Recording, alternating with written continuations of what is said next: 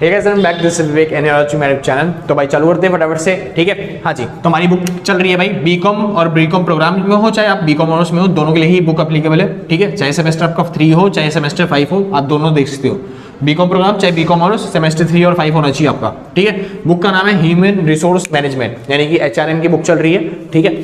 हाँ जी, तो human resource management में ये वाला जो सीरीज है आपका दूसरा चैप्टर आ चुका है। दूसरे चैप्टर का कौन सा? Organisation and policy of human resource. Chapter कौन सा है? दूसरा चैप्टर चल रहा है आपका, क्या नाम है इसका? Organisation and policy of human resource management. मतलब ह्यूमन रिसोर्स के बारे में, ह्यूमन रिसोर्स के जितने भी ऑर्गेनाइजेशन में काम होते हैं वो सीखेंगे, और उसके बाद उसकी पॉलिसी कैसी होती है ह्यूमन रिसोर्स की, तो वो सीखेंगे भाई, ठीक है। और चालू करने से पहले बता दो भाई, अगर किसी को नोट्स परचेज करने हैं पूरी बुक के HRM के, तो फिर भाई इस नंबर पर कॉन्टैक्ट करके आप नोट्स परचेज कर सकते हो।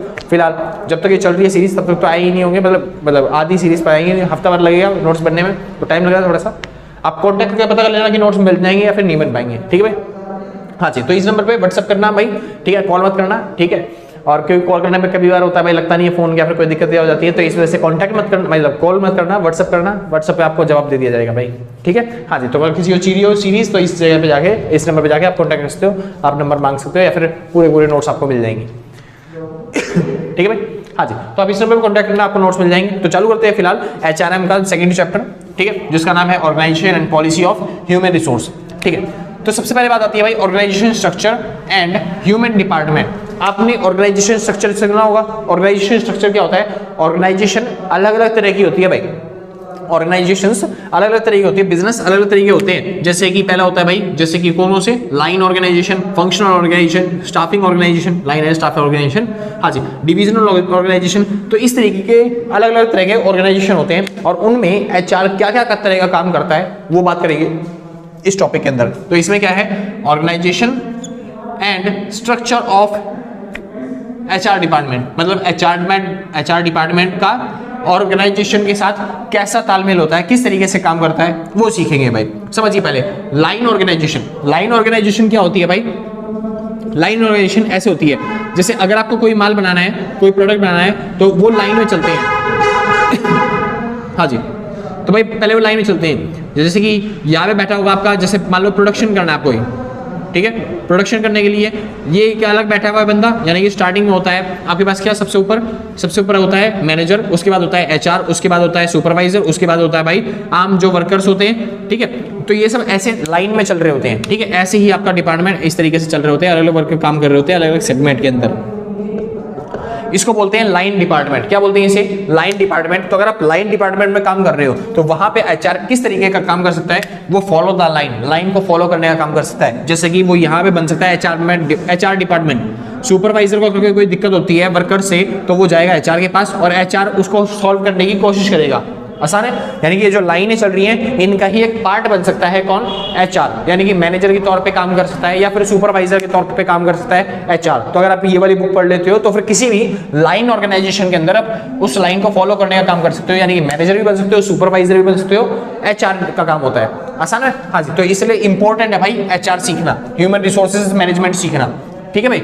आगे चालू करते हैं। दूसरा आता है HR डिपार्टमेंट कहाँ पे काम करता है? फंक्शनल डिपार्टमेंट में। अब ये फंक्शनल डिपार्टमेंट क्या होता है? फंक्शनल डिपार्टमेंट ऐसा डिपार्टमेंट जहाँ पे फंक्शंस के हिसाब से काम बटा होता है, फंक्शनल के हिसाब से काम बटा होता है, मतलब फंक्शनल डिपार्टमेंट। फंक्शनल डिपार्टमेंट में मतलब मान लो कोई प्रोडक्ट हमें बनाना है, जैसे मान लो चप्पलें बनानी है, तो चप्पलों के लिए डिपार्टमेंट अलग बनेगा, जैसे कि प्रोडक्ट डिपार्टमेंट जो प्रोडक्ट को खरीदेगा, दूसरा मैन्युफैक्चरिंग डिपार्टमेंट जो बनाएगा उस प्रोडक्ट को, तीसरा मार्केटिंग डिपार्टमेंट जो उसकी मार्केटिंग करेगा, और क्या बोलते हैं सेलिंग भी बोल दो, इसी को बन गया कि मार्केटिंग और सेलिंग यही काम करेगा। लास्ट एडमिनिस्ट्रेटिव डिपार्टमेंट जो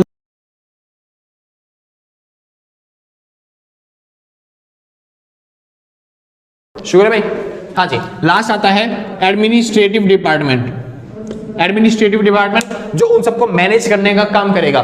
तो जो HR में मतलब कि जो HR डिपार्टमेंट है वो काम कर सकता है एडमिनिस्ट्रेटिव डिपार्टमेंट में इन सबको मैनेज करने के लिए। यहाँ पे चाहे प्रोडक्शन डिपार्टमेंट हो, चाहे वो मैन्युफैक्चरिंग डिपार्टमेंट हो, चाहे वो मार्केटिंग डिपार्टमेंट हो या सेलिंग डिपार्टमेंट हो, किसी भी डिपार्टमेंट में लोगों को काम करवाने की जरूरत होती है, और लोगों को मैनेज करने का काम किसको आता है? HR को आता है। यानी आप HR डिपार्टमेंट का काम करवा सकते हो मैनेजमेंट, मतलब कि एडमिनिस्ट्रेटिव डिपार्टमेंट में लगवा के। आसान है। तो फंक्शनल डिपार्टमेंट में इस जगह पे काम कर सकता है, यानी कि लोगों को मैनेज करने का काम क्या करेगा? HR department. आगे चलते हैं भाई, अगला आता है line and staff organisation. Line और स्टाफ ऑर्गेनाइजेशन क्या होता है इस तरीके का, देखिए लाइन एंड स्टाफ ऑर्गेनाइजेशन ऐसी डिपार्टमेंट जहाँ पे पहले मैनेजर काम करता है, वैसे तो सबसे ऊपर होते हैं बोर्ड ऑफ डायरेक्टर्स, उसके बाद होते हैं भाई क्या बोलते हैं सुपर मैनेजर, उसके बाद होते हैं मैनेजर्स, उसके बाद होते हैं भाई कौन से सुपरवाइजर, उसके बाद होते हैं वर्कर्स काम करने वाले। तो इस तरीके से लाइन डिपार्टमेंट बना होता है। लेकिन लाइन डिपार्टमेंट में कुछ होते हैं भाई अलग से, जैसे कि स्टाफ, ये तो हो गया लाइन डिपार्टमेंट, लेकिन कुछ अलग से काम कर रहे होते हैं जो कि इन लाइन को फॉलो नहीं करते। वो कौन से होते हैं, जैसे कि कंपनी का सेक्रेटरी, जैसे कि ह्यूमन रिसोर्स मैनेजमेंट वाले लोग, इसमें जो लोगों को मैनेज करना जानते हैं, तो वो अलग से स्टाफ के तौर पे काम करते हैं। तो अगर ऐसा डिपार्टमेंट आपका जिसमें लाइन ऑर्गेनाइजेशन डिपार्टमेंट मैनेज है, तो उसमें आप क्या कर सकते हो, उसमें आप एडवाइजरी एंड असिस्टेंस प्रोवाइड कर सकते हो। यानी कि आप इस तरीके, यानी कि CS के बगल में या फिर उसके बगल में लग सकते हो, ताकि आप क्या कर सकते हो, लोगों के लिए एडवाइजरी का काम कर सको, उनको एडवाइस प्रोवाइड कर सको, और जो बिजनेस का मालिक है उसके लिए क्या बोलते हैं, लोग वर्कर को हायर कर सको, वर्कर को निकाल सको, फायर कर सको। ये सब काम आपको उसके अंदर करने पड़ेंगे, एडवाइस और असिस्टेंस का काम। आगे चलते हैं, अगला आता है भाई डिविजनल ऑर्गेनाइजेशन। अब कुछ ऑर्गेनाइजेशन ऐसे होते हैं जो डिविजनल के तौर पे होते हैं। डिविजनल कैसे, फॉर एग्जांपल के तौर पे, जैसे मान लो ये बिजनेस है, हाँ जी डिविजनल है, इसके अंदर क्या होगा, प्रोडक्शन का डिपार्टमेंट अलग, सॉरी फॉर एग्जांपल के तौर पे डिवीजन में डिवाइड कर दिया जाता है प्रोडक्ट के हिसाब से। मान लो ये प्रोडक्ट A है और ये प्रोडक्ट B है, तो प्रोडक्ट A के प्रोडक्शन अलग होगा, प्रोडक्ट B का मैन्युफैक्चरिंग अलग होगी, अगली सेलिंग अलग होगी, इसका एडमिनिस्ट्रेटिव अलग होगा। ऐसी प्रोडक्ट B का भी प्रोडक्शन अलग, मैनेजमेंट अलग, सेलिंग अलग और उसके बाद एडमिनिस्ट्रेटिव अलग। आसान है, हाँ जी। तो इसको बोलते हैं डिविजनल डिपार्टमेंट या फिर डिविजनल ऑर्गेनाइजेशन, जहाँ पे अलग अलग कंपनियां सेट कर दी जाती है या फिर अलग अलग प्रोडक्शन डिपार्टमेंट बनाए जाते हैं कि A को बनाने के लिए अलग से प्रोडक्शन ये सब काम किया जाएगा और B को बनाने के लिए अलग से काम किया जाएगा। तो यहाँ पे हर एक डिपार्टमेंट में एडमिनिस्ट्रेटिव डिपार्टमेंट होगा उसको संभालने वाला, तो वहाँ पे काम कर सकता है कौन सा, HR डिपार्टमेंट। आसान है। तो HR डिपार्टमेंट क्या काम करता है भाई, HR डिपार्टमेंट हर कंपनी के अंदर, हर ऑर्गेनाइजेशन के अंदर डिपार्टमेंट की जरूरत होगी HR डिपार्टमेंट की, ठीक है, हाँ जी। और ये यहाँ पे काम कैसे करेगा, डिवीजन ऑफिसर बन के काम कर सकता है भाई, ठीक है। एक डिवीजन का पूरे का ऑफिसर, यानी पूरा डिवीजन इसको संभालना पड़ेगा। इसमें इस तरीके से ये लोग काम कर सकते हैं किसके अंदर, किसी भी ऑर्गेनाइजेशन के अंदर, HR डिपार्टमेंट किसी भी ऑर्गेनाइजेशन के अंदर इस तरीके से काम कर सकते हैं। फिलहाल भाई चालू करते हैं अगला टॉपिक आता है रोल ऑफ HR मैनेजर। अगर आप एक HR मैनेजर हो तो आपको क्या काम करना पड़ेगा, क्या चीजें करनी पड़ेंगी, उसके बारे में बात करते हैं, ठीक है। तो HR मैनेजर की अलग अलग तरह के रोल होते हैं। पहला चीज एडमिनिस्ट्रेटिव रोल। पहला क्या होता है, एडमिनिस्ट्रेटिव रोल। एडमिनिस्ट्रेटिव रोल मतलब होता है भाई दो लोगों को ना प्रशासन के तौर पे संभाल के रखना, रूल और रेगुलेशन का फॉलो करवाना, लोगों से पॉलिसी बनाना। तो इस तरीके का काम कौन करता है भाई, एडमिनिस्ट्रेटिव रोल। जैसे इसमें बता रखा है भाई, पहला काम क्या है, पॉलिसी बनाने का। तो पॉलिसी बनाने का काम किसमें किया जाता है, एडमिनिस्ट्रेटिव रोल में, और वो भी कौन करेगा, HR मैनेजर। दूसरा एडवाइजर का काम, यानी कि लोगों जो आपके बॉस होंगे उनको एडवाइस देने का काम कौन करता है भाई, HR डिपार्टमेंट या फिर HR मैनेजर ही करता है। वो बताता है कि भाई हमारे जो वर्कर्स हैं इनको इस चीज की जरूरत है या फिर इस चीज की नीड है, तभी इतने का माल बन पाएगा। आसान है। तो एडवाइस का काम कौन करता है, HR मैनेजर। और क्या काम करता है, हाउसकीपर। हाउसकीपर मतलब लोगों के घर जाके देखेगा नहीं, उनको साफ नहीं करेगा भाई। ये हाउसकीपर मतलब माना जाता है एक हमारी जो बिजनेस है या फिर जो हमारी फर्म है, ये पूरा हमारा हाउस है और इसकी देखभाल करने का काम कौन करता है, HR मैनेजर करता है, ठीक है भाई। उसके बाद काउंसलर का काम करता है कौन, HR मैनेजर। फॉर एग्जांपल के तौर पे दो वर्कर्स काम कर रहे थे, उनमें डिस्प्यूट हो गया, कोई लड़ाई हो गई किसी बात पे भी, तो वहां पे ये नहीं कि बॉस उतर के आएगा लड़ाई सुलझाने के लिए, नहीं, वहां पे कौन आएगा, HR मैनेजर। HR मैनेजर आएगा और उसकी भाई उनकी लड़ाई सुलझाएगा। आसान है। तो काउंसलर का भी काम कौन करता है, उनको सलाह देने का काम कौन करता है, HR मैनेजर। उसके बाद वेलफेयर ऑफिसर। वेलफेयर ऑफिसर मतलब समाज की भलाई का काम भी कौन करेगा, HR मैनेजर देखेगा। आसान है। किसी को कोई प्रॉब्लम्स नहीं होती है, सारे वर्कर जो है आराम से काम करेंगे, ये सब देखने का काम किसका है, HR मैनेजर काम है। आगे चलते हैं, वो भी किसमें, एडमिनिस्ट्रेटिव रोल में। आगे चलते हैं, ऑपरेशनल रोल। ऑपरेशनल रोल क्या होता है, बिजनेस में कुछ ऑपरेशनल रोल होते हैं, जैसे कि बिजनेस को ऑपरेट करने वाले, जैसे कि लोगों की भर्ती करना, लोगों को बिजनेस से निकालना, या फिर टाइम मैनेजमेंट करना, उनको छुट्टी देना, या फिर उनकी सैलरी डिसाइड करना। ये सब किसके अंदर होंगे, ऑपरेशनल रोल के अंदर। जैसे कि रिक्रूटर, यानी कि HR मैनेजर किसका काम करेगा, रिक्रूटर का, लोगों को भर्ती करने का काम करेगा। दूसरा, उनको ट्रेनिंग करने का काम करेगा, उनको ट्रेन करने का काम करेगा, ठीक है। डेवलपर, उनको डेवलपमेंट मतलब बिजनेस के अंदर डेवलपमेंट लाने का काम करेगा, ठीक है। तो इस तरीके से लोगों को सैलरी देने का काम BC में आता है। ये सब काम किसमें होते हैं? ऑपरेशनल रोल के अंदर। यही काम किसका होता है? एचआर मैनेजर का, ऑपरेशनल रोल के तौर पे। अगर मान लो एचआर मैनेजर को बना दिया क्या, स्ट्रेटेजिक रोल दे दिया उसको, यानी कि स्ट्रेटेजी बनाने का रोल दे दिया, तो उसमें क्या काम कर सकता है वो क्या काम? अगला आता है स्ट्रेटेजिक रोल, यानी कि अगर कोई स्ट्रेटेजी बनाने का काम दे दिया किसको? एचआर मैनेजर को, तो वो किस तरीके से काम करेगा? पहला कोर कॉम्पिटेंसी। कोर कॉम्पिटेंसी यानी कि बिजनेस का कोर को संभाल के रखेगा, यानी कि सबसे मेन चीज जो होती है बिजनेस में वो होते हैं वर्कर्स की, क्या बोलते हैं? ऑनेस्ट वर्कर होने चाहिए या फिर अच्छे तरीके से काम करने वाले होने चाहिए, स्किल वर्कर होने चाहिए, और उनको संभालने का काम कौन करेगा? एचआर करेगा। इस वजह से कोर कॉम्पिटेंसी का काम कौन करता है? एचआर करता है। दूसरी चीज डायरेक्शन देना, किस तरीके से काम करना है, अलग तरीके से ना करे, कभी उल्टा सीधा काम ना हो या फिर खराब काम ना कर दें, इस वजह से डायरेक्शन देना, या फिर लीडरशिप की तरह काम करवाना उनसे, मतलब अपने आप को लीडर बना के उनसे काम करवाना, ठीक है। इस तरह का काम किसके अंदर आता है भाई? स्ट्रेटेजिक रोल के अंदर आता है। किसके? एचआर मैनेजर के। तो एचआर मैनेजर के रोल्स ये सारे हैं, इस तरीके से एचआर मैनेजर को काम पे रखा जा सकता है। आगे चलते हैं भाई, बात आती है qualities of HR manager. HR manager बनने के लिए आपके अंदर क्या क्या क्वालिटीज होनी चाहिए उसके बारे में बात करते हैं। तो पहली क्वालिटी भाई आती है एजुकेशन क्वालिफिकेशन। आपकी पढ़ाई कितनी होनी चाहिए? तो कम से कम आप कॉलेज कर चुके हो भाई, तो कम से कम आपके पास कॉलेज की डिग्री होनी चाहिए। तो इस वजह से मैंने लिखा भाई क्या? College degree. और कॉलेज डिग्री भी कहां से होनी चाहिए भाई? एक रिकॉग्नाइज्ड यूनिवर्सिटी से,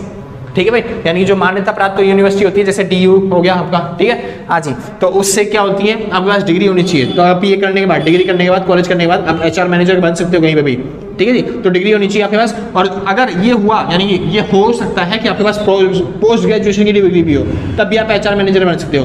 पोस्ट ग्रेजुएशन की डिग्री किसमें? एमबीए में या फिर लॉ में। इसके बाद और भी चीजें, जैसे कि अगर आप relationship manager, industrial relationship manager या फिर बिजनेस रिलेशनशिप मैनेजर बन गए या फिर सीए बन गए, तो इन सब के भी बनने के बाद आप क्या बन सकते हो? एचआर मैनेजर बन सकते हो।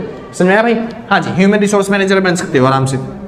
तो क्वालिफिकेशन डिग्री में ये सब चीजें होनी चाहिए आपके पास। अगला आता है पर्सनल एट्रीब्यूशन। आपके अंदर पर्सनल तौर पे क्या चीजें होनी चाहिए? पहली चीज बॉडी ऑफ नॉलेज अच्छा होना चाहिए, इंटेलिजेंस होनी चाहिए, कोड ऑफ कंडक्ट होने चाहिए, अच्छे तरीके से कपड़े पहने हो, साफ सुथरा इंसान दिख रहा हो, यहाँ तक टाइट वाइट मतलब शर्ट वर्ट पहन रखे हो पूरी बात, जो कि बैट वाइट लगा रखे हो जिस तरीके से, ठीक है, मतलब टिप टॉप बना हो बढ़िया तरीके से।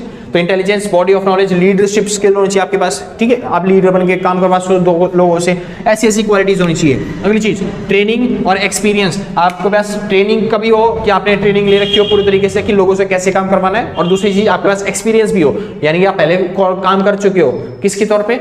हाँ जी, इस एचआर मैनेजर के तौर पे। तो इस तरीके की चीजें आपके पास होनी चाहिए, तब आप एचआर मैनेजर बन सकते हो अच्छे वाले। आगे चलते हैं भाई, टॉपिक आता है status of HR manager.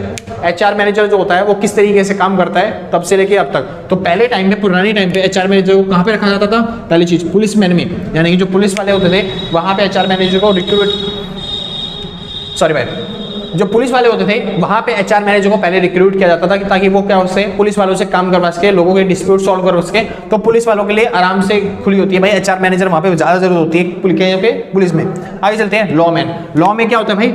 Law man मतलब जो नियम कानून में लड़ाई वड़ाई करते हैं या फिर जो वकील बनते हैं, तो वहां पे एचआर मैनेजर बहुत अच्छे तरीके से काम कर सकता है। कैसे? उनका काम यही होता है जितने भी झगड़े होते हैं उनको सुलझाना, तो फिर वही काम कौन करता है? एचआर मैनेजर करता है, बस वो ऑफिस के अंदर ये करता है यहाँ पे, ठीक है। तो पहले के तौर में जो लॉ मैन पढ़ता था या फिर जो लॉ की पढ़ाई करते थे उसको बोलते थे एचआर मैनेजर बनाने के लिए, ठीक है। अगला चीज केटरिंग मैन। केटरिंग मैन क्या होता है? ऐसा इंसान जो सारी चीजें क्या करता है? संभाल के चलता है। तो ऐसे ही लोगों को भी क्या कर सकते थे? आराम से एचआर मैनेजर बना सकते थे, ठीक है। आपको पता ही है वेलफेयर मैन। वेलफेयर मतलब समाज के अंदर, सोसाइटी के अंदर कुछ ऐसे लोग होते हैं जो क्या होता है लोगों की भलाई के लिए काम करते हैं। जैसे ही वोट के आते हैं उनको एचआर मैनेजर के तौर पे रख सकते हैं आप लोग, ताकि क्या बोलते हैं वो लोगों को मोटिवेट कर सके और लोगों से काम करवा सके। आसान है। तो हाँ जी, स्टेटस कैसे होता था एचआर मैनेजर का? ये सारे स्टेटस है। पहले टाइम पे ऐसे स्टेटस होते थे एचआर मैनेजर के, आजकल तो पढ़ के आ रहे हैं और ऑफिस में लग जा रहे हैं, वही एचआर मैनेजर है, ठीक है भाई। छोड़ दें एचआर पॉलिसीज। अब ह्यूमन रिसोर्सेज की पॉलिसी क्या है? बहुत इंपॉर्टेंट है भाई पॉलिसीज, यहां से पॉलिसी वाला टॉपिक चालू हो जाता है। हाँ जी, एचआर की पॉलिसी, क्योंकि भाई ऑर्गेनाइजेशन वाला टॉपिक खत्म हो चुका है। ऑर्गेनाइजेशन में कैसे काम करते हैं एचआर, उनका टॉपिक मैंने पूरा करवा दिया आपको, ठीक है, वो खत्म हो गया। अब बात आती है पॉलिसीज की। अब पॉलिसी क्या है अगर आप एचआर बनना चाहते हो? पहली चीज, गिफ्ट नॉट एक्सेप्टेबल। अगर कोई आपको गिफ्ट देता है कि भाई कोई वर्कर बोलता है मैं आपको गिफ्ट दे रहा हूँ, वो एक्सेप्ट नहीं करना आपको, समझ में आया? हाँ जी, कोई वर्कर अगर किसी एचआर को गिफ्ट देता है या फिर किसी तौर पे या फिर कोई दूसरी कंपनी वाला आपकी कंपनी में आपके एचआर को गिफ्ट देता है, आपको सीधा एक्सेप्ट नहीं करना, बिल्कुल सीधा मना कर देना है, समझ में आया? तो गिफ्ट एक्सेप्ट नहीं करना, ये पॉलिसी है पहली चीज। दूसरी चीज, एक वीक वेकेशन ईच ईयर, यानी अगर आप एचआर बन गए तो हर एक एम्प्लॉइज को पूरे साल के अंदर कम से कम एक हफ्ते का वेकेशन तो आप दोगे, समझ में आया? ये 2 पॉलिसी अगर आप फुलफिल करते हो तभी आप अच्छे एचआर कहलाओगे, वरना एचआर बन ही नहीं सकते आप लोग, आपको पता ही नहीं कुछ एचआर के बारे में, ठीक है भाई, क्योंकि माइंडसेट पे इफेक्ट पड़ता है अगर आप छुट्टी वट्टी नहीं देते लोगों को, ठीक है भाई। तो इस वजह से मेरे से ज्यादा काम मत कराओ, मेरे से ज्यादा वीडियो मत बनाओ, छुट्टी दे दो। वो कह रहे नहीं भैया पेपर कंप्लीट करवाना है, नीचे कमेंट में भर देंगे सारे के सारे। वो कह रहा भाई आगे चलते हैं भाई। हाँ भाई मेरे को पता है मेरी राइटिंग थोड़ी सी खराब है, ठीक है, तो क्वालिटी अच्छी करके देखना तो आप आराम से समझ जाओगे, ठीक है। हाँ जी, और बाकी अगर किसी को नोट्स परचेज करना, अच्छा भाई अभी तक वीडियो लाइक कर देना, ठीक है, शेयर कर देना, सब्सक्राइब कर देना चैनल को। भाई बार बार बोलना भूल जाता हूँ, अरे कोई नहीं है, तुम आराम से कर दियो, कोई दिक्कत नहीं है, कोई आफत आ रही है कि नहीं ना, आराम से पढ़ो पहले फिर, ठीक है भाई। हाँ जी, अभी एकदम से दिमाग में ध्यान आया कि ऐसा बताना था कुछ तो बता दिया। अब वापस चलते हैं अपने टॉपिक पे, ठीक है। हाँ जी, नाम आता है भाई टाइप्स ऑफ पर्सनल पॉलिसीज। भाई मेहनत करनी पड़ती है ना, तो इस वजह से बोलना जरूरी होता है बीच बीच में कि भाई लाइक कर दो, तुम कर तो नहीं वरना, ठीक है। अभी मत करो, बाद में कर दो आराम से, कोई आफत नहीं आ रही है, बाद में कर लियो, ठीक है, शांति से पढ़ लो पहले। हाँ जी, टॉपिक आता है types of personal policies. Personal policies, अब देखिए यहाँ पे एचआर की पॉलिसी बता दी, अब यहाँ पे टॉपिक आता है टाइप ऑफ पर्सनल पॉलिसीज, यानी कि अलग अलग तरीके की पॉलिसीज होती हैं। समझ में आया? बिजनेस के अंदर अलग तरीके की पॉलिसीज होती हैं, उसको कौन बनाता है, कैसे इंप्लीमेंट होती है, क्या डिफरेंस होता है उनमें, वो चालू करते हैं, ठीक है। हाँ जी, और इन सभी को बोला जाता है पर्सनल पॉलिसीज। जैसे कि पहला होता है ओरिजिनेटेड पॉलिसी। ओरिजिनेटेड पॉलिसी क्या होता है? ऐसी पॉलिसी जिसे कौन बनाता है? टॉप मैनेजमेंट बनाता है। इसमें कोई भी पॉलिसी अगर टॉप मैनेजमेंट बना रहा है तो उसे क्या बोलेंगे? Originated policy. आसान था, बस इतना सा था वहां पे। आप पढ़ोगे जाके बुक्स के अंदर या फिर नोट्स के अंदर, जो आपको इस नंबर पे कांटेक्ट करते ही मिल जाएंगे, ठीक है। तो आप उसमें पढ़ोगे तो आपको पता चल जाएगा ओरिजिनेटेड पॉलिसी क्या होती है। ऐसी पॉलिसी जो मैनेजमेंट बनाता है। तो सीधे इसी तरह से याद रखना है, ओरिजिनेटेड पॉलिसी ऐसी पॉलिसी जो कौन बनाता है? टॉप मैनेजमेंट बनाता है, और उसको किसको फॉलो करना होता है? एचआर को फॉलो करना होता है। शुरू करते हैं भाई। Appealed policy. अपील्ड पॉलिसी कौन सी होती है? ऐसी पॉलिसी जो मतलब टॉप मैनेजमेंट नहीं बनाता, एचआर को ही बनानी पड़ती है। समझ में आया? हाँ जी, पॉलिसी एचआर को बनानी पड़ती है, लेकिन वो सिचुएशन को देख के पॉलिसी बनाता है। जैसे मान लो क्या बोलते हैं, हमारे पास मॉल बहुत ज्यादा हो गया लेकिन डिमांड इतनी हो नहीं पा रही, क्या प्रोडक्शन और किया जाए? नहीं। तो जब ऐसी कंडीशन में तो पॉलिसी किसको बनानी पड़ेगी? एचआर को। एचआर को देखना पड़ेगा भाई माल बहुत ज्यादा हो गया, इतना ज्यादा माल की जरूरत नहीं है हमें, तो इस वजह से एचआर मना कर देगा भाई अब आपको माल बनाने की जरूरत नहीं है, मशीनें बंद कर दो। तो इस वजह से अपील पॉलिसी क्या कहती है? जो सिचुएशन के बेस पे एचआर को बनानी पड़ती है उस पॉलिसी को बोलते हैं अपील पॉलिसी। अगर आता है इम्पोज्ड पॉलिसी। ऐसी पॉलिसी जो एक्सटर्नल एजेंसी बनाती है आपके लिए, जैसे कि गवर्नमेंट पॉलिसी लेके आई प्लास्टिक बैन है, तो अब इसको किसको फॉलो करना पड़ेगा? एचआर को फॉलो करना पड़ेगा। तो अब इम्पोज्ड पॉलिसी ऐसी पॉलिसी होती है जो किसी बाहर वाले ने बात आई है और वो आपके ऊपर थोप दी गई है, आपके ऊपर इम्पोज कर दी गई है, इस पॉलिसी को बोलते हैं इम्पोज्ड पॉलिसी। आसान था? ठीक भाई, आगे चलते हैं जनरल पॉलिसी। जनरल पॉलिसी ऐसी पॉलिसी होती है जो सामान्य तौर पे हर जगह बनती है, जैसे कि जिसे कौन बनाता है? टॉप मैनेजर है। जनरल पॉलिसी जो सामान्य लोगों पर, जैसे कि सिगरेट पीना मना है या फिर बीड़ी पीना मना है, तो ऐसी चीजें जो लिखी होती हैं बोर्ड्स पे या फिर जगह जगह पे, वो सब कौन बनाता है? टॉप मैनेजमेंट बनाता है, और वो भी किसके लिए? जनरल पॉलिसी के लिए, मतलब आम जनता के लिए। आगे चलते हैं स्पेसिफिक पॉलिसी। स्पेसिफिक पॉलिसी क्या होती है? किसी एक छोटी सी चीज को लेकर कोई पॉलिसी बनाई जाती है, उसे बोलती है स्पेसिफिक पॉलिसी। आसान है, ज्यादातर इसके अंदर क्या होते हैं? कोई इशू होता है जो वो कवर किया जाता है, जैसे कि मान लो ठीक है, फॉर एग्जाम्पल के तौर पे हर बार मान लो सैलरी के वैल्यू का लफड़ा होता है, तो वहां पे इशू कवर करने के लिए स्पेसिफिक पॉलिसी बना दी जाती है। फॉर एग्जाम्पल के तौर पे मान लेते हैं कोई एक इंसान है जो देख रहा है कि संडे आने वाला है, तो इस वजह से वो बंदा सैटरडे को भी छुट्टी कर लेता है। क्या कर लेता है? वो सैटरडे को छुट्टी कर लेता है कि एक ही दिन की छुट्टी कर लेते हैं, संडे और सैटरडे 2 दिन का आराम मिल जाएगा, है ना भाई। लेकिन भाई कंपनी नहीं चाहती ना इसे छुट्टी करना, तो इस टाइम पे इन्होंने एक स्पेसिफिक पॉलिसी बना दी। अगर कोई शनिवार को छुट्टी करता है तो ये माना जाएगा कि वो संडे को भी छुट्टी कर रहा है, तो इस वजह से उसकी 2 दिन की मजदूरी कटेगी, 2 दिन की दिहाड़ी कटेगी। तो यहाँ पे क्या होगा बंदे? संडे की भी छुट्टी, सैलरी भाई संडे तो वैसे छुट्टी होती है लेकिन उसकी संडे को पैसा मिलेगा नहीं क्योंकि वो छुट्टी कर रहा है, इस वजह से बंदे क्या होंगे? शनिवार को भी काम करने के लिए आएंगे। समझ में आया? हाँ जी, तो इस तरह की पॉलिसी क्या होती है? स्पेसिफिक पॉलिसी जो इशू कवर करती है कोई तरह का। शुरू करते हैं रिटर्न इम्प्लाइड पॉलिसी। ऐसी पॉलिसी जो रिटर्न होती है या फिर जो इम्प्लाइड होती है, जो लिखी होती है, आपके हर बार लिखी नहीं होती, मतलब कि आपके ऊपर पहले से ही होती है, लिखी हो चाहे ना लिखी हो, आपको पता होता है कि ये चीजें होनी चाहिए आपके पास। जैसे कि ड्रेस कोड, कि आपको पैंट या शर्ट पहन के आ रही है, जरूरी नहीं लिखा होगा हर जगह पे, वो इम्प्लाइड होती है, यानी पहले से ही आपको पता होना चाहिए कि भाई ड्रेस आना पड़ेगा, ड्रेस कोड होना चाहिए आपके पास, अच्छे कपड़े होने चाहिए, ठीक है भाई। हाँ जी, जेंटल, आपके पास बॉडी ऑफ नॉलेज अच्छी होनी चाहिए, आपकी जेंटल होनी चाहिए, मतलब ज्ञानी इंसान होना चाहिए, फद्दू वाली बातें नहीं करनी है आपको, ठीक है। हाँ जी, अब्यूजिंग लैंग्वेज का यूज नहीं करना, ये कहीं पर पॉलिसी के अंदर लिखा नहीं होगा, ये चीजें आपको पता होनी चाहिए पहले से। इस पॉलिसी को बोलते हैं क्या? सॉरी भाई, अबे यार क्या करें बाइक वाइक मतलब हाँ, इस पॉलिसी को क्या बोलते हैं, इसको पॉलिसी को बोलते हैं इम्प्लाइड पॉलिसी। ठीक है भाई, तो यहाँ पे खत्म होता है भाई ये वाला टॉपिक। आगे चालू करते हैं अगली वीडियो के साथ। ठीक है, मतलब अगली स्किप अभी चली रही है मेरी वीडियो, ठीक है, दोबारा आएगी इसके अंदर ही। ठीक है, और अगर वीडियो अच्छी लग रही है तो लाइक शेयर सब्सक्राइब करना, कोई दिक्कत नहीं है ना, बाद में कर दिया आराम से, क्योंकि अभी बाकी है। ठीक है, हाँ अभी मत करो, बाद में करना आराम से। ठीक है, अगर करना चाहते हो तो कर दो, कोई दिक्कत नहीं है। अब वैसे तो आप बता ही नहीं रहे कोई। ठीक है, आज अगर किसी को नोट्स कर देना तो फिर इस नंबर पर कॉन्टैक्ट करिए, नोट्स परचेज करिए। ठीक है, तो शुरू करते हैं अगली वीडियो।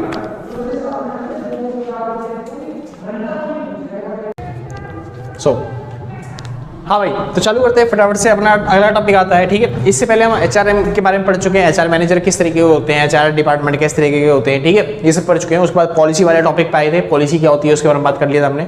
ठीक है, हाँ जी, तो पर्सनल पॉलिसी अब आती है भाई एडवांटेज। तो अब हमको सीखना है, अब हमको सीखना है क्या एडवांटेज क्या होती है, फायदे क्या होते हैं किसके, पर्सनल पॉलिसी। अगर हम पर्सनल पॉलिसी बनाते हैं, एचआर पर्सनल पॉलिसी बनाता है तो उसके फायदे क्या मिलेंगे।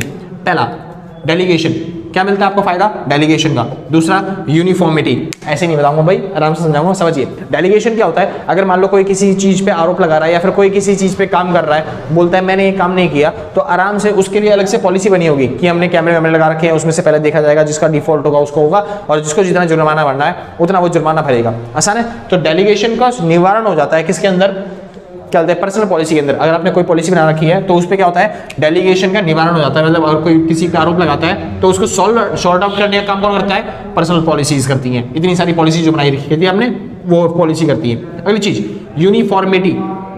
यूनिफॉर्मिटी मतलब क्या कहते हैं, अलग अलग लेके आती है, मतलब आप डिफरेंस पता कर सकते हो। फॉर्मेलिटी मतलब फॉर्मेलिटी पता होता है एक जैसा समानता, ठीक है, सेम, और यूनिफॉर्मिटी मतलब होता है अलग अलग। अगर पॉलिसी आप बनाते हो तो फिर अलग अलग आपके जितने भी कंपोनेंट्स हैं या फिर अलग अलग जो दिक्कतें आती हैं आपके पास, उन सारी अलग अलग तरह की दिक्कतों के लिए अलग अलग पॉलिसी बनती है। इस वजह से आप सारी दिक्कतों के लिए अलग अलग पॉलिसी बना सकते हो, ताकि क्या होता है सारी दिक्कतों क्या हो जाए, सॉर्ट आउट कर सके। ठीक है, तो अगर मान लो कोई अगर आपकी ऐसी दिक्कत आती है जो नई तरह की दिक्कत है, कोई अलग तरह की दिक्कत है, यूनिक दिक्कत है, उसके लिए आप क्या करते हो, अलग से पॉलिसी बना सकते हो, जिसके अंदर क्या होता है, जो कि एडवांटेज बनता है किसका, उसका पर्सनल पॉलिसी का। आगे चलते हैं भाई, बेटर कंट्रोल। अगर आपने हर चीज के लिए अलग से पॉलिसी बना रखी है तो फिर क्या मिल जाता है आपको, बेटर कंट्रोल मिल जाता है। आप बिजनेस पे कंट्रोल कर सकते हो क्योंकि आपके पास हर एक पॉलिसी है, और पॉलिसी हेल्प करती है क्या करने में, बिजनेस को कंट्रोल करने में। शुरू करते हैं भाई, आगे चलते हैं। स्टैंडर्ड ऑफ एफिशिएंसी, ये स्टैंडर्ड ऑफ एफिशिएंसी बढ़ाती है, यानी गलती होने के चांसेस क्या कर देती है, कम कर देती है। अगर आपने पॉलिसी बना रखी है हर चीज के लिए तो फिर आपको पता होगा लोगों को, वर्कर्स को आपने कैसे बोल रखा है कि कपड़े पूरे पहन के आने हैं, क्या बोलते हैं, बॉडी ऑफ नॉलेज होनी चाहिए, इंटेलिजेंस होना चाहिए, अच्छे तरीके से व्यवहार करना है यहाँ पे लोगों से। ठीक है, बीड़ी सिगरेट नहीं पहनी है, ये सब चीजें तो आपने पहले से पॉलिसी बना रखी है सारी की सारी चीजें। ठीक है, तो आपके पास क्या होता है, स्टैंडर्ड ऑफ एफिशिएंसी। जो एफिशिएंसी आती है वो निखर के आती है, लोग काम जो करेंगे वो अच्छे तरीके से काम करेंगे। क्योंकि अगर कोई कपड़े मतलब बेकार के कपड़े पहन के आया या फिर गाली गलौज कर रहा है बिजनेस के अंदर आके, तो आप आराम से निकाल सकते हो क्योंकि भाई आपकी पॉलिसी नहीं है वो चीज। ठीक है ना, हाँ जी, तो एफिशिएंसी आपकी अच्छी होती है इसकी, इससे। अगली चीज, कॉन्फिडेंस। लोग जो काम कर रहे हैं या फिर जो आपके अंदर है, कॉन्फिडेंस आता है कि हमने पॉलिसी बना रखी है, अच्छे तरीके से पॉलिसी है और सारे के सारे उसको अप्लाई कर रहे हैं, इंप्लीमेंट कर रहे हैं, उस चीज़ों पे काम कर रहे हैं। तो इस वजह से लोगों को हमको कॉन्फिडेंस आता है भाई हमारा बिजनेस अच्छे तरीके से ग्रो होगा। ठीक है, हमारा जो काम चल रहा है वो स्मूथली रन होगा, किसकी वजह से, पॉलिसी की इसकी वजह से। अगला, स्पीडी डिस्कशन। आपके जो डिस्कशन है या फिर जो डिसीजन है वो क्या हो सकते हैं, बहुत तेजी से निकल सकते हैं, मतलब बहुत तेजी से हो सकते हैं। आप आराम से, क्योंकि आपने हर चीज़ की पॉलिसी बना रखी है। अगर आप मीटिंग करनी है तो मीटिंग कैसे हायर की जाएगी, अगर आपको कोई काम करवाना है तो फिर किस तरीके से वो काम होगा, हर काम के लिए आपने पॉलिसी बना रखी है पहले से। और पॉलिसी बनाने के बाद आपका जो डिसीजन है, डिसीजन लेना बहुत आसान हो जाता है। ठीक है, ये सारे क्या है, एडवांटेज हैं किसके, पर्सनल पॉलिसीज के। ठीक है, पर्सनल पॉलिसी के ये सब फायदे होते हैं। आगे चलते हैं भाई, अगली चीज आती है ऑब्स्टिकल्स, यानी दिक्कतें क्या होती हैं पर्सनल पॉलिसी की वजह से। तो पहली दिक्कत, मैनी मैनेजर। अगर मैनेजर ज्यादा हो जाते हैं तो पता नहीं कौन सा मैनेजर किस पॉलिसी के बारे में बात करें। इसमें फॉर एग्जाम्पल के तौर पर 2 मैनेजर हैं, एक ए एक बी। हाँ जी, अरे यार, हाँ जी, मान लेते हैं 2 मैनेजर हैं, एक है ए और एक है बी। तो ए मैनेजर कहता है अगर आपको सामान की या फिर रॉ मटेरियल की कमी पड़ती है माल बनाने के लिए तो आप उस डिपार्टमेंट में से लोगे। और बी मैनेजर कहता है अगर आपको सामान की या फिर कोई काम की मतलब रॉ मटेरियल की कमी पड़ती है तो आप उस डिपार्टमेंट से पॉलिसी मतलब कि सामान नहीं लोगे। तो वर्कर किसकी बात माने, तो अगर आपके पास मैनी मैनेजर होते हैं या फिर मैनेजर ज्यादा होते हैं तो वहां पे दिक्कतें हो सकती हैं, ऑब्स्टिकल्स आ सकते हैं कि आप बनाने में, पॉलिसी बनाने में। ठीक है, आगे चलते हैं, इम्प्लाइड एक्सप्रेस्ड। अब बताओ दिक्कत यहाँ पे आती है, एक्सप्रेस्ड कौन सी और इम्प्लाइड कौन सी होती है। इम्प्लाइड पॉलिसी कौन सी होती है, ऐसी पॉलिसी जो बताई नहीं जाती किसी को लेकिन अप्लाई होती है सब पे, जैसे कि कपड़े आपके अच्छे होने चाहिए, समझ में आया, तभी आप वर्कर की तरह काम कर पाओगे यहाँ पे। या फिर आपको क्या बोलते हैं अब्यूजिंग लैंग्वेज का यूज नहीं करना, तभी आप यहाँ पे काम कर पाओगे। आसान है, ये इम्प्लाइड पॉलिसी होती है किसी भी फर्म की, ठीक है। लेकिन कई बार क्या होता है, लोग समझते हैं भाई क्या बोलते हैं ये तो बताया नहीं था, जो हमारी पॉलिसी लिखी थी या फिर जो हमारे क्या बोलते हैं बिजनेस के अंदर पॉलिसी बताई गई थी उसके अंदर तो ये लिखा नहीं था कि आप अब्यूजिंग यूज कर मतलब अब्यूजिंग लैंग्वेज का यूज नहीं करते। या फिर कई बिजनेस में लिखा होता है भाई कि बिजनेस करते समय या फिर काम करते समय फोन चलाना अलाउड नहीं है, ये इम्प्लाइड होता है, ठीक है। लेकिन वो कहते हैं भैया आपने उसमें तो लिखा नहीं है पॉलिसी के अंदर, तो ये कुछ चीजें इम्प्लाइड होती है जिसकी वजह से दिक्कत हो जाती है, ऑब्स्टिकल्स खड़े हो जाते हैं। आगे चलते हैं, कांस्टेंट रिवीजन, इस पॉलिसी को लगातार रिवीजन की जरूरत होती है और कोई इतना टाइम लगाता नहीं है भाई, क्योंकि बिजनेस में क्या होता है लगातार चेंजेस आते होते हैं, तो हमें अपने बिजनेस को संभालना है या फिर खाली पॉलिसी बनाते बैठते रहे, तो इस वजह से कांस्टेंट चेंजेस की वजह से दिक्कत बन जाती है किसके अंदर, पॉलिसी बनाने में। नॉट ईजी टू कम्युनिकेट, कुछ ऐसी पॉलिसी होती है जिसको कम्युनिकेट करना या फिर बताना या फिर समझाना क्या होता है आसान नहीं हो पाता, तो इस वजह से भाई ये दिक्कत बन जाती है किसकी, उसकी क्या बोलते हैं पॉलिसी मेकिंग की। आसान है, हाँ जी। कुछ पॉलिसी अच्छी होती है बस जाना, मतलब जैसे पर्सनल पॉलिसी होती है कि भाई कुछ लेडीज के लिए होती है कि भाई आपको ये काम नहीं करना, वो काम नहीं करना, या फिर इस तरीके के कपड़े नहीं पहन के आने, वो पॉलिसी बता नहीं सकते ना हर किसी को, तो इस वजह से क्या होता है कुछ दिक्कत आती है पॉलिसी मेकिंग में।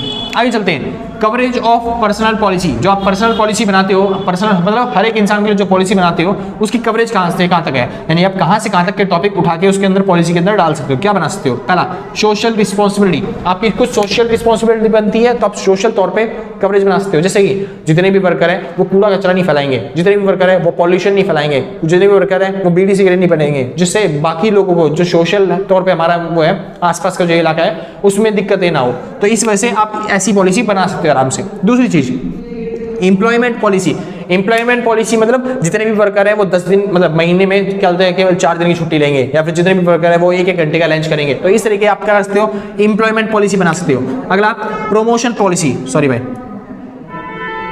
प्रमोशन पॉलिसी, प्रमोशन पॉलिसी मतलब लोगों मतलब कि प्रमोशन करने के लिए, यानी कि अगर आप एडवर्टीजमेंट करना चाहते हो तो उसके लिए पॉलिसी बना सकते हो कि अगर आपको एडवर्टीजमेंट करनी है तो आप इस वर्कर के पास जा सकते हो, इतने लेवल तक आप खर्चा कर सकते हो एडवर्टीजमेंट पे, तो उसके लिए आप अलग से पॉलिसी बना सकते हो। अगला, डिपार्टमेंटल पॉलिसी, डिपार्टमेंटल पॉलिसी कि इस डिपार्टमेंट अलग तरीके की पॉलिसी, जैसे इस डिपार्टमेंट के लोग इस डिपार्टमेंट के पास नहीं जाएंगे या फिर इस डिपार्टमेंट के लोग इससे कॉन्टैक्ट नहीं करेंगे, तो इस तरीके से आप डिपार्टमेंट के हिसाब से भी पॉलिसी बना सकते हो। लास्ट, अगला आता है रिलैक्सेशन पॉलिसी, ठीक है, या फिर रिलेशन पॉलिसी, यानी कि आप दो क्या बोलते हैं वर्कर काम करने वाले के बारे में रिलेशन नहीं बता सकते, फॉर एग्जांपल के तौर पे जो सुपरवाइजर है वो बॉस से बिल्कुल भी कांटेक्ट नहीं करेगा, इस तरीके से पॉलिसी बना सकते हो, ठीक है, कि सुपरवाइजर बॉस पे नहीं जा सकता, सीधा मैनेजर पे जाना पड़ेगा उसे, तो इस तरीके की कुछ पॉलिसी बना सकते हो आराम से, तो जिससे क्या हो सके लोगों में रिलेशन बने रहे आराम से। शुरू करते हैं भाई फिलहाल, तो इस तरीके की पॉलिसी बना सकते हो, ये इनकी क्या है कवरेज है, जिस तरीके से हम कवर कर सकते हैं एरिया पॉलिसी बनाने के लिए। आगे चलते हैं भाई, formulation of personal policy, personal policy कैसे बनाई जाती है, तो पहली चीज मतलब प्रोसेस है ये पॉलिसी बनाने की,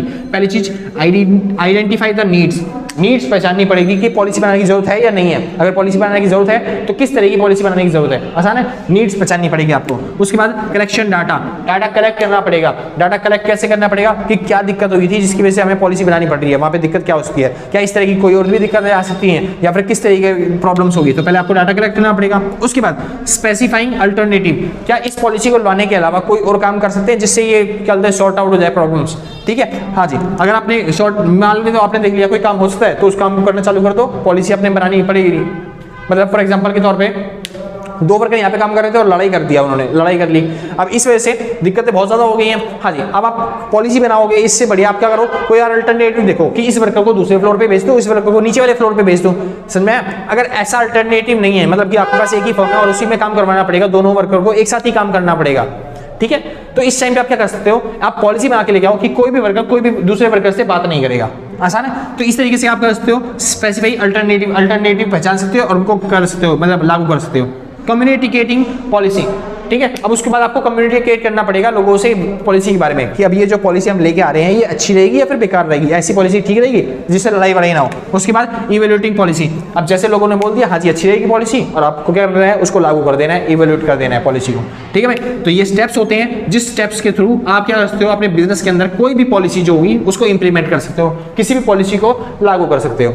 आसान था भाई, हाँ जी। बस लास्ट के 2 टॉपिक रह गए और आपका पूरा चैप्टर खत्म हो जाएगा। थोड़ा छोटा चैप्टर था, पिछले वाला चैप्टर जो था वो बहुत ज्यादा बड़ा था, इस वाला थोड़ा छोटा चैप्टर है, ठीक है। और थोड़े एग्जाम्पल कम करके मैं जल्दी कवर करवाने की कोशिश कर रहा हूँ कि भाई ताकि आपके एग्जाम जो है वो जल्दी से शॉर्ट आउट हो जाए, ठीक है भाई। हाँ जी, तो लगातार पढ़ते जाओ फटाफट से, आपके एग्जाम खत्म हो जाएंगे। श्योर है?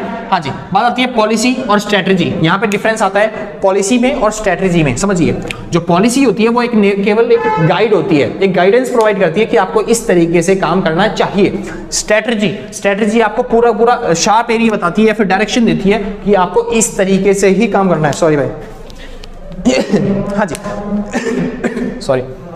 जो स्ट्रेटजी होती है वो केवल आपको एक डायरेक्शन देती है कि आपको इस तरीके से ही काम करना है। समझ में आया? फॉर एग्जांपल के तौर पे पॉलिसी क्या होती है, वो बताती है आप ये सामान उठा सकते हो, ये सामान, जैसे मेरी मम्मी ने बोला चाय बना दे, ठीक है, तो चाय बनाने के लिए पॉलिसी क्या कहती है? पॉलिसी कहती है आप चीनी पत्ती उठा सकते हो, चाय उठा सकते हो, चीनी उठा सकते हो, मिर्च उठा सकते हो, ठीक है, पानी ले सकते हो और ये सब काम कर सकते हो। मतलब एक गाइडेंस है, आप बनाना चाहो तो बना सकते हो इस तरीके से, ठीक है। लेकिन स्ट्रेटजी क्या होती है? स्ट्रेटजी बताती है आपको क्या करना चाहिए, इसी डायरेक्शन में करो। यानी कि स्ट्रेटजी कहती है पहले आपको पानी ले उबालना है, ठीक है, उसके अंदर फिर उसके बाद आपको अदरक डालनी है, फिर उसके बाद आपको चीनी डालनी है, फिर उसके बाद चाय पत्ती डालनी है, ठीक है। इस तरीके से स्ट्रेटजी बताती है एक डायरेक्शन और पॉलिसी देती है गाइड।